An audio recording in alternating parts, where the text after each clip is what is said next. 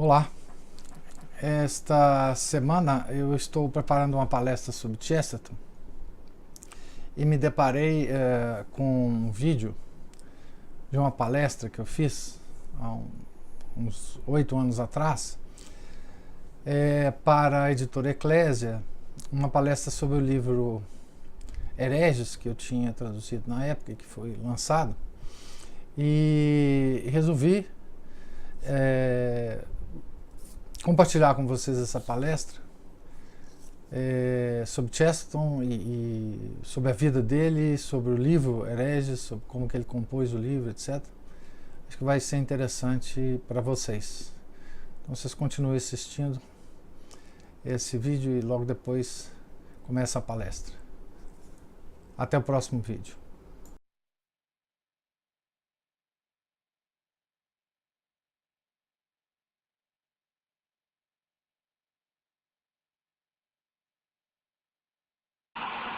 Bem-vindos à palestra de lançamento do livro Hereges, de Gilbert Chesterton, pela editora Eclésia. Eu começo agradecendo ao editor César Quindávila o convite para essa palestra, né? Me honra muito. Eu pretendo mostrar com essa pequena palestra porque esse lançamento é tão importante para os leitores brasileiros, né? Acho mesmo fundamental para os leitores brasileiros, né? É a primeira vez que eu faço uma palestra com uma audiência invisível, né? Portanto, eu já antecipo as desculpas se algo sair errado aqui, se algo sair atrapalhado. Tá certo? Vou tentar imaginar uma audiência aqui nesse meu pequeno escritório, onde eu faço essa palestra, e espero que tudo corra bem, né? Bem, eu, quando comecei a traduzir esse livro, alguns bons anos atrás, publiquei algumas partes desse livro, da tradução desse livro no meu blog. Eu procurei, de todos os meios que eu tive, saber se existia uma outra tradução para o português de Hereges. Eu acho que eu posso, com uma boa margem de afirmar que esta talvez seja a primeira tradução para o português desse livro importante de Chesterton, e isso faz então do lançamento algo, quer dizer, isso adiciona importância a esse lançamento, né? Era um livro que faltava de Chesterton em português, né? Pode ser que eu tenha alguma edição antiga em português de Portugal tenha me escapado, mas acho que não. Acho que talvez essa seja mesmo a primeira edição do livro.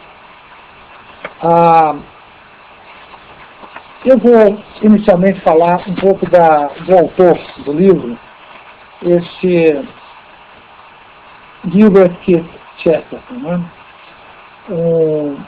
Um escritor talentosíssimo que conseguiu em vida uma fama internacional, né? E que viveu no último terço do século XIX e o primeiro terço do século XX, mais ou menos aí, 1874, a data de nascimento, 1936, o falecimento. Este ano faz, então, 75 anos que Chesterton faleceu, em 1936. Né? É importante salientar que ele viveu numa época de racionalismo intenso, de um cientificismo quase irracional. Aliás, todo cientificismo é irracional, mas e ele lutou contra o racionalismo, o cientificismo, o ceticismo da época, com armas que ficam talvez mais claras neste livro do que em qualquer outro, no Hereges do que em qualquer outro, né? eu vou mencionar essas armas daqui a pouco. Né? É importantíssimo dizer também que Chesterton não frequentou universidade. Ele frequentou uma escola de artes. Isso faz dele um autodidata, né? Faz dele também um homem que não recebeu, talvez, influências maléficas de um círculo de intelectuais contra os quais depois ele veio a lutar. E eu posso dizer que ele começou a luta exatamente com hereges e continuou essa luta na obra dele toda. Né? Pela época em que ele escreveu Herege, ele foi convidado a assumir uma cadeira de literatura inglesa na recém-criada Universidade de Birmingham, mas não aceitou. Né? Chesterton escreveu sobre quase tudo. Os assuntos que constam de sua obra são assuntos abrangentes. Né?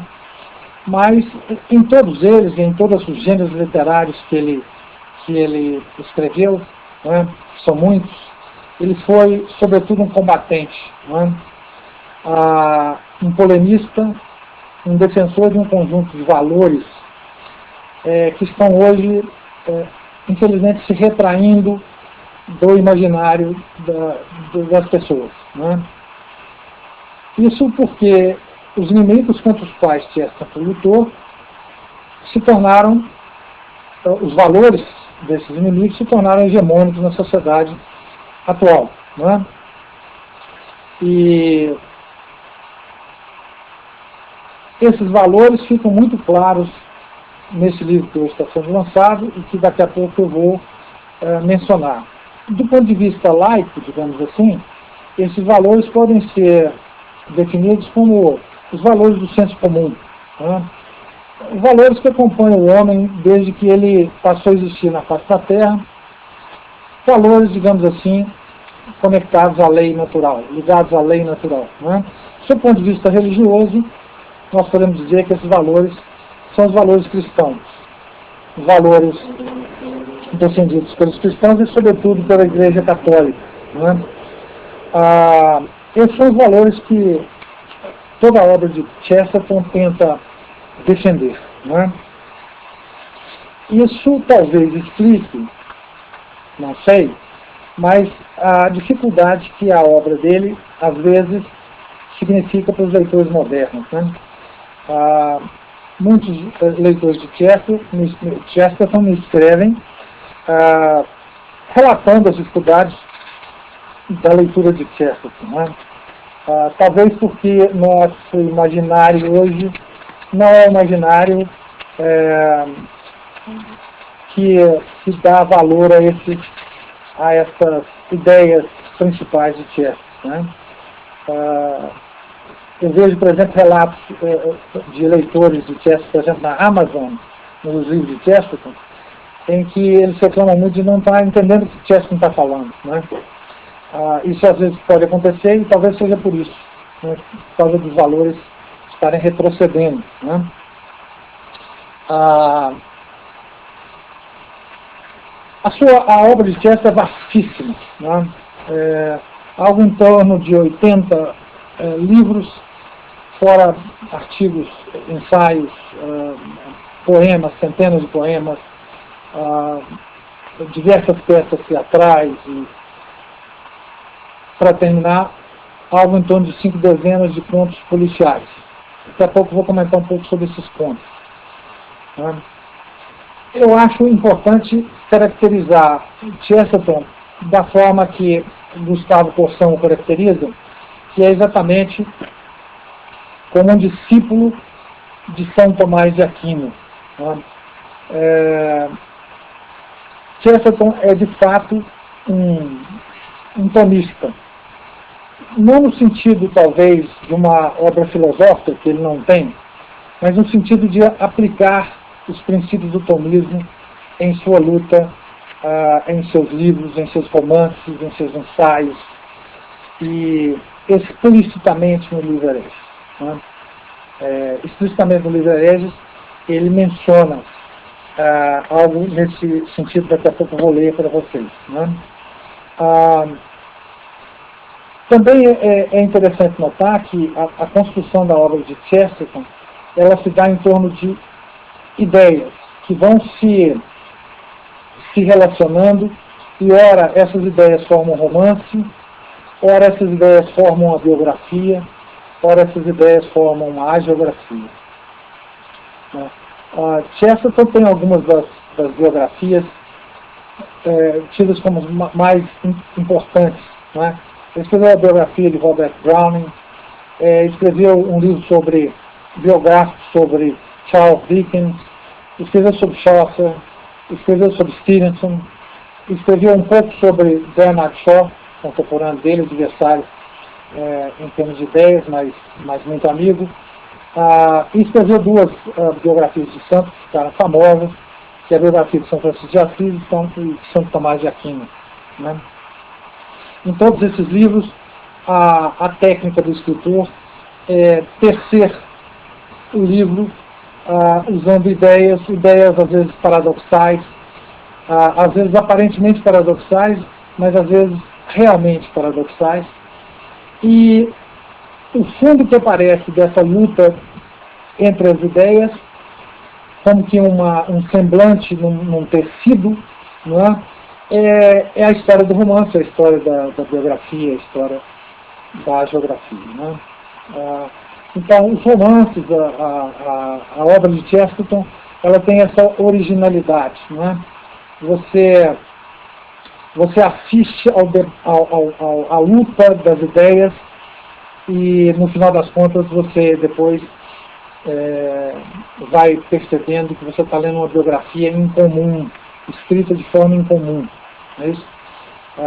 Ou um romance escrito de forma incomum. Não é? Então eu dizia que Chesterton é um tomista e um ortodoxo, mas sua obra não é uma pregação religiosa, não é uma pregação filosófica. Não é? Ele é, antes de tudo, uma consequência dessa ortodoxia e desse tomismo. Não é? Portanto, é uma obra que pode ser lida confortavelmente por pessoas que não compartilham da mesma fé de Chesterton, com muito proveito, inclusive. Não é?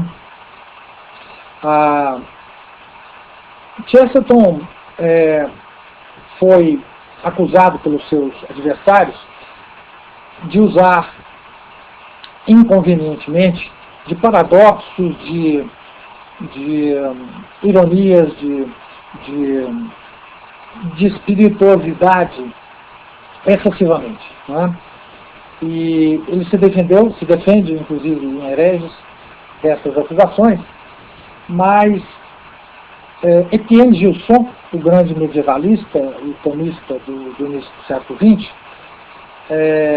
tem uma ideia muito original a respeito da espirituosidade de Chesterton, expressa justamente quando ele comentava a biografia de Santo Tomás de Aquino. Diz ele que Chesterton disfarçava a profundidade de seu pensamento com a espirituosidade de seu estilo. Né? Essa é uma das chaves do entendimento de Chesterton. Né? Dizia Étienne Gilson que esse disfarce era justamente uma prova da profunda humildade de Chesterton. Né? Ele, então, usando dessa espirituosidade, ele faz o leitor como que perceber de repente a profundidade do que ele está querendo dizer, né? Sem ser pedante, sem ser excessivamente erudito, ou sem mostrar a erudição que tem, e simplesmente quase que como uma brincadeira, não é? Quase que como fazendo uma brincadeira com o leitor, ele leva o leitor aos mais profundos pensamentos, às mais profundas ideias filosóficas, teológicas de sua obra. Não é? Eu disse que Chesterton tem um conjunto de contos policiais. Poderiam Aliás, essa parte da obra do Chester é a mais, talvez a mais lida, né, que são as histórias de Padre Brown. Padre Brown, pelo próprio nome, Brown é um ator muito pouco, chama muito pouco atenção, não é? Chester definia Padre Brown como um insípido habitante do leste da Inglaterra. Tinha uma cara redonda e insípida como um pudim de Norfolk, os olhos azuis, tão vazios como o Mar do Norte. E o traço fundamental do sacerdote é não ter traço digno de nota, sua finalidade não ter fim. E pode-se dizer que sua qualidade mais notável era não ser. Então, com isso, ele define um personagem central nos contos policiais, o personagem que desvenda todos os crimes dos mais hediondos, né? Uma pessoa que fica à margem das ações principais da polícia, dos detetives, etc. E quem depois demonstra a mais profundo entendimento do que estava acontecendo de fato, né? São 5 livros que ele publicou com os contos, são 51 contos policiais. Por que eu estou comentando isso aqui? Né? Porque exatamente até nesses contos Chesterton demonstra para o leitor os valores fundamentais que ele acolhe. Não é? Acho eu que, por exemplo, a chave de entendimento das histórias de Padre Brown é simplesmente a humildade perante a realidade, um realismo, digamos assim, medieval, não é? E o profundo respeito e a profunda consideração pela queda do homem do paraíso. Não é? Por que Padre Brown, por que um sacerdote consegue desvendar os mais hediondos crimes? Porque ele sabe que o homem tem uma tendência ao mal. Ele sabe que o homem é um ser caído. Ele sabe que o homem, inclusive ele, Padre Brown, tem tendência ao mal. Portanto, ele consegue imaginar, entrar na cabeça, na mente do assassino e imaginar como é que ele cometeu aquele crime hediondo. Né? Compare isso, por exemplo, com os contos policiais de Sherlock Holmes, né? Cuja chave que desvendava os crimes era uma racionalidade fria, o uso de todos os meios, digamos assim, racionais e científicos, não é? Em comparação com um padre que usa uma psicologia vinda da Idade Média, uma psicologia, digamos assim, católica, cristã, e uma humildade extrema perante a realidade. Não é? Então, até nisso, Chesterton nos dá uma lição do que são os valores que ele defende. Não é isso? Só uma curiosidade do Padre Brown. Padre Brown, para quem não é tão novo assim que está nos assistindo, o Agente Columbo, uma série de televisão, talvez da década de 80, 70, 80, era um agente meio desengonçado também, que resolvia os crimes de uma forma pouco ortodoxa. O autor dessa série televisiva baseou parte desse personagem Columbo no Padre Brown. Ele era um grande leitor do Padre Brown, um grande admirador de Chesterton, né? E há uma curiosa história de conversão de Alec Guinness. Alec Guinness é aquele ator do Star Wars, o Obi-Wan Kenobi, que filmou na década de 50 o ator que representou o Padre Brown num filme de 1954, e que por causa da participação desse filme ele se converteu à fé católica. Né? Aliás, as histórias de conversão de leitores de Chesterton por causa da obra de Chesterton é vasta, não é? Mas essa eu achei curiosa, interessante. Não é? Há também uma série de televisão do Padre Brown de 1974. Não é? Chesterton era um grande defensor da família. Há um capítulo no livro Hereges sobre isso, a defesa da família enquanto núcleo essencial do ser humano, e por ironia do destino, ele não pôde ter filho, sua mulher, por um problema de saúde, não pôde dar a ele filhos. E uma outra grande ironia do destino é que, sendo ele um homem de um coração enorme, um homem de uma bondade extrema, faleceu justamente porque tinha um coração pequeno para o corpãozinho que ele tinha, um homem alto, gordo, né? E morreu por insuficiência cardíaca porque tinha um coração pequeno, né? Veja que ironia, não é? A morte de Chesterton foi sentida no mundo inteiro. Ele era uma personalidade famosíssima no mundo inteiro, na Inglaterra, nos Estados Unidos, em todo o mundo. Foi sentida, ele recebeu, a Frances, a esposa dele, recebeu milhares de telegramas, não é? E um telegrama muito importante que ele recebeu, e que encerra uma outra ironia da vida de Chesterton, foi através do cardeal Pacelli, depois se tornaria o Papa Pio XII,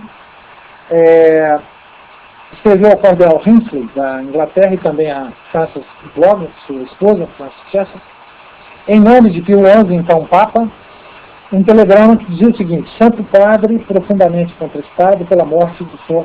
Gilbert Keith Chesterton, devotado filho da Igreja, dotado defensor da fé católica, sua santidade oferece paternal simpatia ao povo da Inglaterra, assegura orações para o querido falecido, concede bênção apostólica. Veja que a figura de Chesterton era de uma grandeza muito grande na época, né? E a coisa curiosa a respeito desse telegrama é que o Papa Pio XI chama Chesterton de dotado defensor da fé católica. Pois bem, os jornais da época não publicaram essa parte do telegrama por uma razão muito interessante, que era que defensor da fé era o título dado pelo Papa de então, não me lembro o nome do Papa agora, a Henrique VIII. Né? Inclusive consta nas moedas inglesas, né, a expressão Defensor Fidei, e, portanto, esse título não poderia ser dado, tendo sido dado a um rei, não poderia ser dado a um plebeu, como Chesterton. Né? Então, vocês vejam que ironia, os jornais publicaram apenas parte desse telegrama, que eu acho que tem uma importância muito grande no caso de Chesterton. Né? O Chesterton se converteu à fé católica em 22, né? Mas, curiosamente, né? O irmão de Chesterton, em 1908, publica um livro, anonimamente. Hoje todo mundo considera que esse livro é de autoria de Cecil Chesterton. E ele afirma, nesse livro, que Chesterton já é católico nessa época. Ele afirma que pela influência maléfica de Hilary Belloc, grande amigo de Chesterton, o Belloc teria levado Chesterton a espovar os valores católicos já nessa época e a transformá-lo, Chesterton, num defensor rígido da fé católica. É claro que o irmão de Chesterton estava exagerando, mas a parte no livro do Hereges que nos faz dar uma certa razão ao irmão de Chesterton. Né? Por exemplo, né, eu vou ler aqui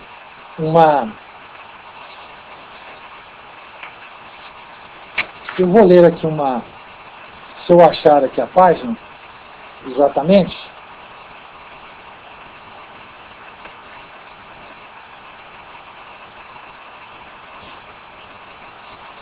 Daqui a pouco eu vou achar nas minhas anotações a página aqui. De repente eu perdi essa página, mas daqui a pouco eu acho. vamos comentar agora sobre o livro de Chesterton, especificamente. Não é? O livro está sendo lançado hoje. Não é? Eu vou defender aqui uma tese de que, para quem nunca leu Chesterton, não é? Esse leitor deve começar a ler Chesterton exatamente pelo livro Hereges. Tá certo? Hereges. Por que eu acho isso? Né?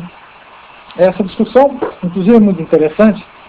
Tem um chestertoniano muito ativo nos Estados Unidos, presidente da American Chesterton Society, que diz que nenhum livro é adequado para se começar a ler Chesterton. O importante é que se comece a ler por algum livro. Não é? Ele conta que ele mesmo começou a ler Chesterton num momento inadequado e por um livro inadequado. Ele começou na Lua de Mel, lendo O Homem Eterno. Não é? Eu defendo que deve-se começar por Hereges. Por que eu defendo que deve-se começar por Hereges? Hereges é uma obra inaugural de Chesterton, digamos assim. Inaugural no sentido do debate e da defesa de ideias. Né? Antes desse livro, Chesterton tinha publicado um livro que teve um sucesso enorme de crítica, que era a biografia do poeta Robert Browning. Esse livro, digamos assim, tornou Chesterton conhecido no meio literário inglês. Né? E Hereges causou muita polêmica. Depois eu vou contar histórias de como é que foi escrito Hereges, por que foi escrito Hereges. Mas, de qualquer forma, Hereges é um livro inaugural que, muito acertadamente, concordo plenamente com o Dr. Ives Ganda Martins Filho, que faz o prefácio do livro, dessa edição belíssima da Eclésia, tá certo? Ele diz que Hereges forma, com outros dois livros de Chesterton, uma trilogia fundamental. Né? Hereges forma, com Ortodoxia e com o Homem Eterno, uma trilogia fundamental. Né? Uma trilogia que se divide no seguinte. Né? No livro Hereges, Chesterton defende contra os hereges, que ele chama hereges. Depois eu vou comentar sobre quem são esses hereges. Os seus valores. Né? Na ortodoxia, ele explicita quais são esses valores, né? Teológicos e religiosos. Né? E no Homem Eterno, ele escreve um livro de uma espécie de antropologia filosófica. Né? Então há uma linha de aprimoramento do entendimento do autor, passando de Hereges, Ortodoxia e o Homem Eterno. Felizmente, 3 livros que agora, com esse lançamento da Eclésia, estão todos em português no Brasil. Né? Para quem ainda não leu Hereges, para vocês terem ideia de que tipo de livro é o Hereges, que tipo de combate que esse livro trava, né? Eu tenho 3 livros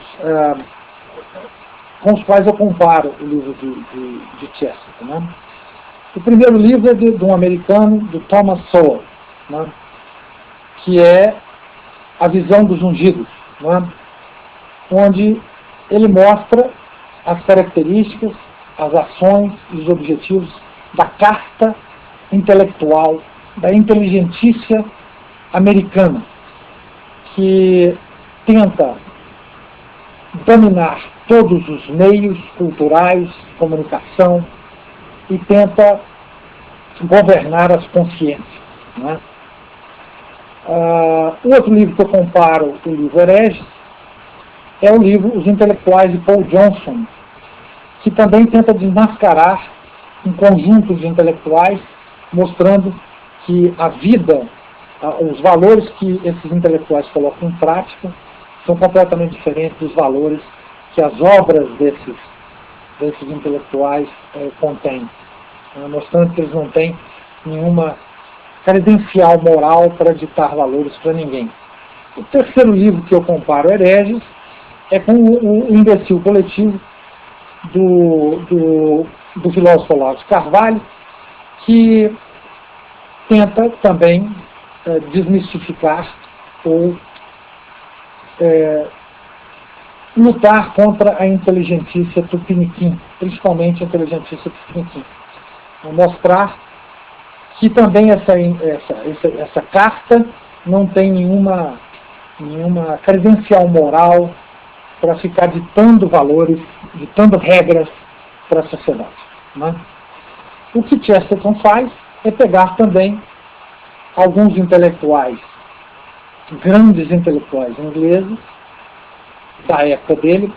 Notem que esses intelectuais eram bem mais velhos que Chesterton. Chesterton tinha na faixa de 30 anos, quando ele escreveu esse livro. Não é? Por isso esse livro caiu como uma bomba, não é? Nos círculos culturais e literários da época. Então, quem já leu um desses 3 livros tem uma vaga ideia do que seja Hereges. Não é? Bom, como é que Hereges surgiu? Né? Como é que esse livro surgiu? Ele surgiu principalmente a partir de uma discussão pública, de uma controvérsia pública, em que Chesterton se envolveu, né, com um dono de um jornal chamado Robert Blatchford. Né? Esse indivíduo era um indivíduo muito influente. Né? Ele já tinha escrito, na época da controvérsia, ele já tinha escrito um livro muito influente, um livro que praticamente introduziu o socialismo na Inglaterra. Né? Ele era materialista, socialista, racionalista, mas um homem muito inteligente, de uma influência muito grande. E ele, então, começou, em 1903, com um artigo em que ele fazia uma resenha entusiasmada, né, da recente tradução de um livro de Ernest Haeckel, O Enigma do Universo, traduzido por um outro inglês chamado Joseph Maccabe, ou Maccabe.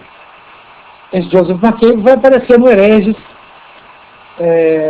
como um dos hereges de Chesterton, né? Lá num determinado capítulo do livro. Né? Bom, mas então esse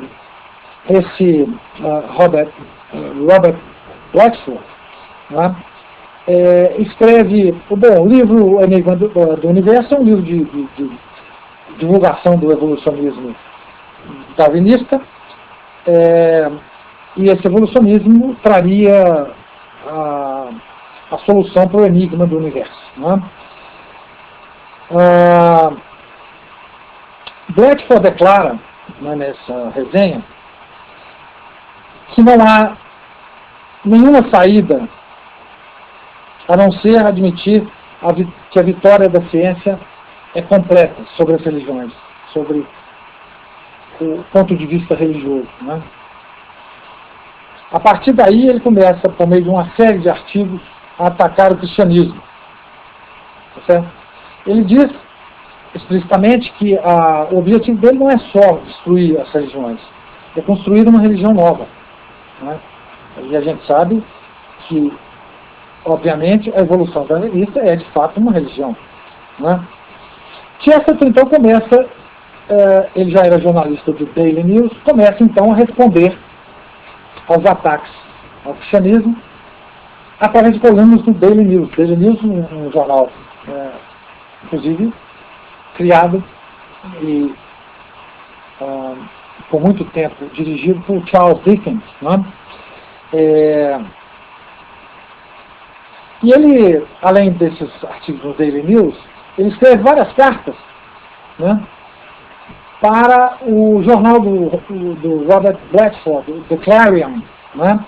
A respeito disso, ele tem um trecho muito interessante, se vocês me permitam ler, aqui no Hereges, em que ele, ironicamente, se refere a essa controvérsia, dizendo o seguinte: todo mundo moderno anseia por um jornalismo genuinamente sensacionalista. Isso foi descoberto por aquele jornalista muito capaz e honesto, o Sr. Blatchford, que começou uma campanha contra o cristianismo e, creio, fora advertido por ambos os lados que, com tal polêmica, arruinaria seu jornal.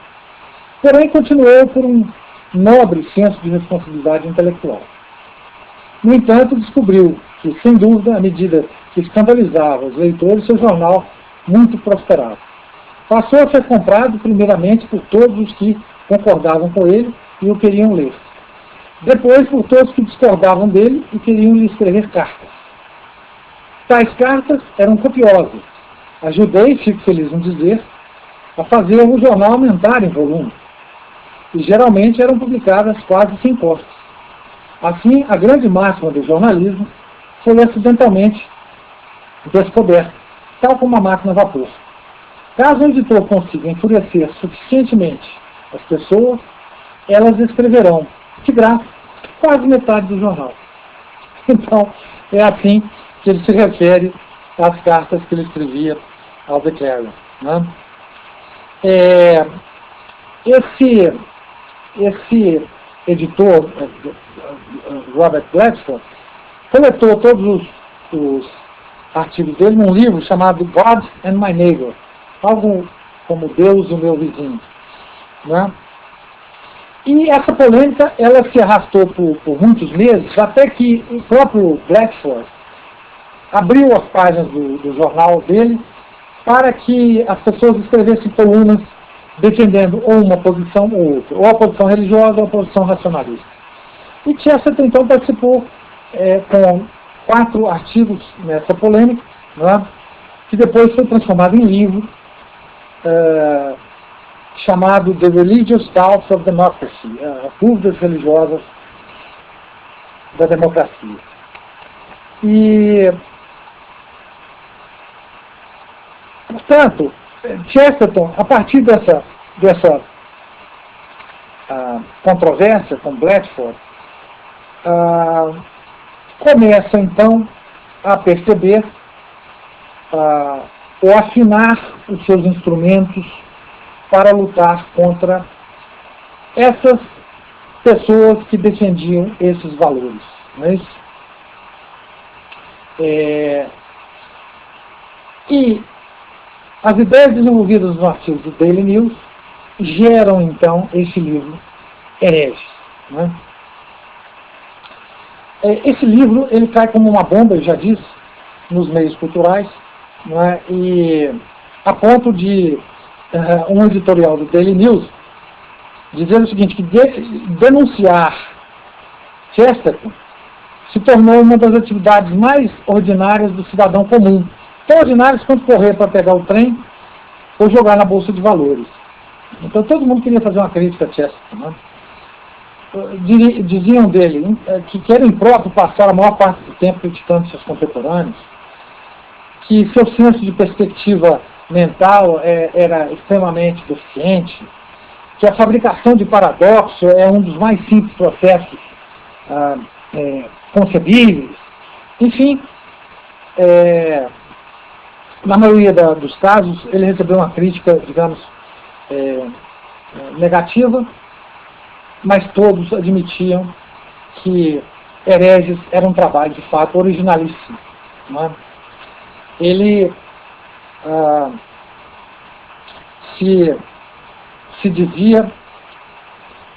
ele dizia o seguinte sobre o propósito dele ao escrever, eu vou ler aqui também do livro, para vocês terem uma ideia qual era o propósito dele, qual foi o propósito dele ao escrever o livro. Né?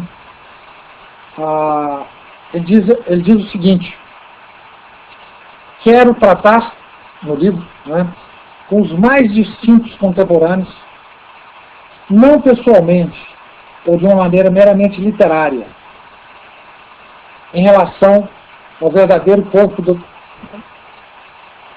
Não pessoalmente ou de uma maneira literária, mas em relação ao verdadeiro corpo doutrinário que ensinam. Não estou preocupado com o Sr. Rudyard Kipling como um artista vívido ou uma personalidade vigorosa. ocupo-me dele como um herege, isto é, um homem cuja visão das coisas tem a audácia de diferir da minha. Note a ironia de Chesterton aqui. Não me interesso pelo Sr. Bernard Shaw como um dos homens vivos mais brilhantes e mais honestos. Estou interessado nele como um herege, isto é, um homem cuja filosofia é muito sólida, muito coerente e muito errada. Retrocedo aqui agora, essa frase é muito importante. Retrocedo aos métodos doutrinários do século XIII, na esperança de conseguir obter algum resultado. Essa frase, acho eu, é a chave para toda a obra de Chesterton. Toda ela. Todos os romances, todos os ensaios, todos os poemas, mesmo os contos policiais. Não é? E aqui deve dar razão a Etienne Gilson, não é? Quando ele dizia que Chesterton é um tomista. Não é? É um tomista. Certo? Bom, voltando lá à conjectura de que Chesterton já era, digamos assim, um católico em potencial, em potência, não é? Digamos assim. Veja o que se pode, veja o que Chesterton diz no livro, e veja se isso não é uma frase de um cristão tendendo rapidamente ao catolicismo. Não é? Ele diz aqui, no capítulo que ele trata de Bernard Shaw, final do capítulo, ele tem um trecho que eu vou ler agora. Quando Cristo, num momento simbólico, estabeleceu sua grande sociedade, não escolheu para a pedra fundamental nem o brilhante Paulo, nem o místico João, mas um embusteiro, arrogante e covarde. Numa palavra, um homem. E sobre esta pedra construiu a sua igreja, e as portas do inferno não prevalecerão. Todos os impérios e reinos se desvanecerão, pela fraqueza inerente e contínua de terem sido erigidos sobre homens fortes. Mas aquilo que é único, a igreja cristã histórica, foi edificada sobre um homem fraco. Por essa razão é indestrutível. Pois nenhuma corrente é mais forte que o mais fraco dos elos. Seu mais fraco dos elos. Bom, é difícil negar que essa frase possa ser escrita por alguém que esteja longe da igreja católica. Claro que Chesterton era, nessa época, um cristão anglicano nominal. Só em 1922 ele vai se converter.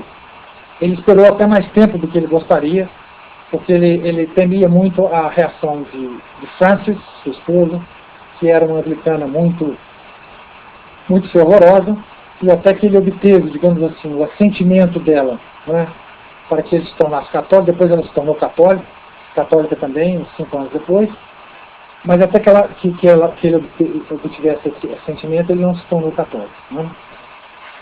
Tá certo? Então, há que se dar algum tipo de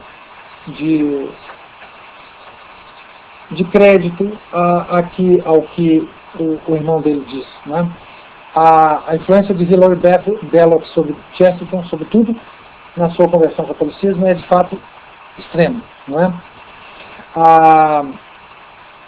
Bem, eu gostaria, já partindo para o final dessa palestra, eu gostaria de ler, né, dos trechos, aliás, separei vários trechos aqui, preferidos meus, né, desse livro, mas acho que não vai dar tempo, já estamos aí com 50 minutos de palestra, mas eu gostaria de ler apenas um trecho, que é o trecho que talvez mais impacto me causa nesse livro, um trecho que tem uma metáfora belíssima, um trecho em que Chesterton, de fato, se mostra extremamente consciente dos valores medievais e se mostra extremamente consciente de que esses valores devem ser usados para se lutar contra o racionalismo iluminista. Nós temos nesse livro Hereges, depois eu vou falar da edição desse livro, que está maravilhosa, mas nós temos nesse livro Hereges a luta da Idade Média contra o iluminismo. Da Idade das Trevas, como eles gostam de dizer, como o iluminismo denominou a Idade Média, contra a Idade das Luzes. Não é? Esse livro mostra quão escuro é o iluminismo e quão luminosa é a Idade Média. Não é? Mas a metáfora é belíssima, o trecho é de fato de uma beleza muito grande, e eu gostaria de ler aqui para vocês, porque é de fato um trecho que me impactou profundamente. Não é? Logo depois de ele dizer que ele retrocedia aos métodos doutrinários do século XIII, na esperança de conseguir algum fundamento, ele então entra com uma metáfora. Não é? Suponhamos que surja em uma rua grande comoção a respeito de alguma coisa, digamos, de um poste de iluminação a gás, que muitas pessoas influentes desejam derrubar. Um monge de batina cinza, que é o espírito da Idade Média, começa a fazer algumas considerações sobre o assunto, dizendo a maneira árida da escolástica: consideremos primeiro, meus irmãos, o valor da luz. Se a luz for em si mesmo boa, nessa altura o monge é, compreensivelmente, derrubado. Todo mundo corre para o poste e o põe abaixo em 10 minutos, cumprimentando-se mutuamente pela praticidade nada medieval. Mas com o passar do tempo as coisas não funcionam tão facilmente. Alguns derrubaram o poste porque queriam a luz elétrica. Outros porque queriam o ferro do poste. Alguns mais porque queriam a escuridão, pois seus objetivos eram maus. Alguns se interessavam pouco pelo poste, outros muito. Alguns agiram porque queriam destruir os equipamentos municipais, outros porque queriam destruir alguma coisa. Então, aos poucos e inevitavelmente, hoje, amanhã ou depois de amanhã, voltam a perceber que o monge, afinal, estava certo. E que tudo depende de qual é a filosofia da luz. Mas o que poderíamos discutir sobre a lâmpada a gás, agora devemos discutir no escuro. Portanto, Chesterton quer discutir as coisas com a luz medieval, neste livro, né? Com a luz medieval. E deixa eu comentar agora sobre essa edição da Eclésia. Né? Uma edição belíssima, uma diagramação extremamente interessante, uma capa também muito bonita. Né? Temos um prefácio muito bom, né, do Dr. Ives Gandra da Silva Martins Filho. Né?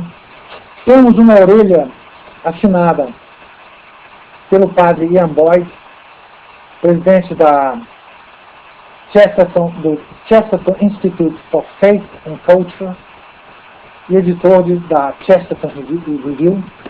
E temos um pós-fácil, que, se o César me permitir, eu não vou revelar. Só quem comprar o livro vai saber.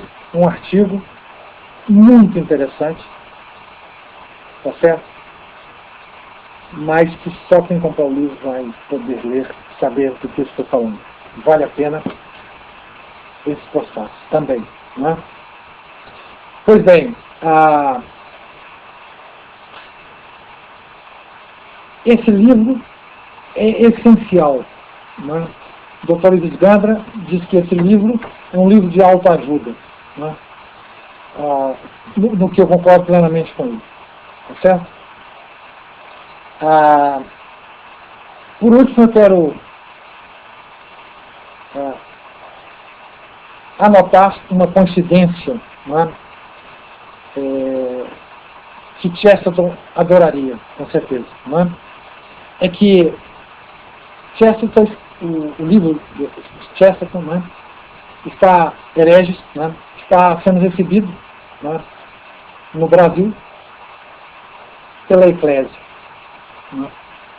Chesterton está entrando no Brasil através da editora Eclésia. Ele gostaria, tenho certeza, muito dessa coincidência. E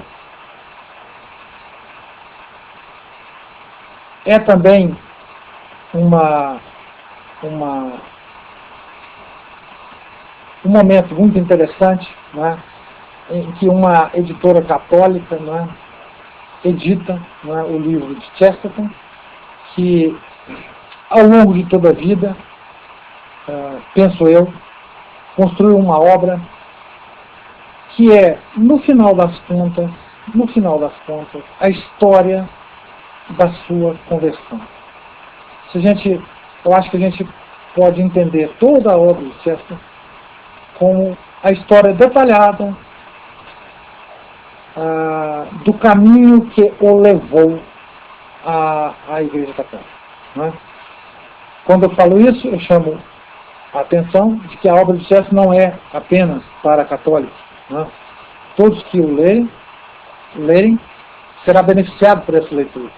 Mas estou dizendo apenas que, olhando de longe, talvez se possa pensar, ou se possa ver nessa obra volumosa, né, um caminho tênue de ida a Roma. Não é isso? Bem, minhas palavras finais de novo, de agradecimento ao César pelo convite para essa palestra. O conselho de que comprem o livro, ele é extraordinário, ele é absolutamente necessário na biblioteca de todo mundo que vive neste mundo dominado pelos valores contra os quais Chesterton sempre lutou. Tá? Boa noite a todos, muito obrigado pela paciência e muito boa leitura.